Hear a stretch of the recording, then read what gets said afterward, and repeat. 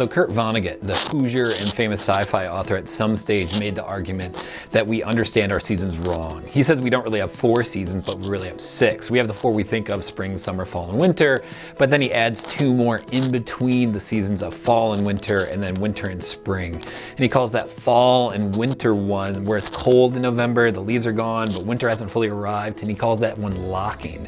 And he calls this time of year, March into first bit of April, when the snow's fading but it's not really warm yet, he calls that unlocking.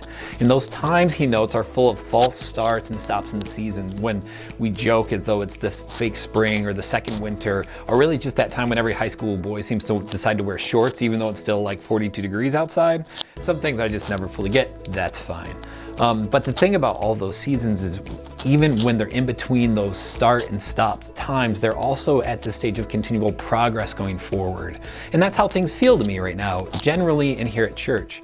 We're moving ahead, and it feels like this next season of church is slowly coming in, and everyone's still engaging it differently, so it can feel start and stop at times. Some folks have been more cautious, some have been less, but we as a church family continue to move ahead, and in the movement we gain momentum bit by bit. Each week we have more people coming to join us for public worship, and we have some new folks who are coming to join us as well, all of which is exciting. And it's a good reminder that we as a community have never existed for ourselves. We were founded as a group 174 years ago as people who wanted to make a difference and make space for others.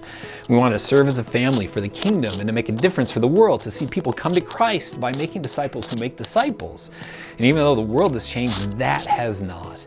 And even if this last year has prompted us to be more flexible than what we'd like, God is still good, and He's still calling us to new things and into new seasons as we're continuing to gather as a community and as a church family. So in this season of unlocking, God is sending us to do new things in new places, and we look forward to doing that together. Because when you are ready, we are ready, and we're going to engage in that work and that call and that sending together, all of us. Grace and peace, friends. We'll see you later. Have a good week.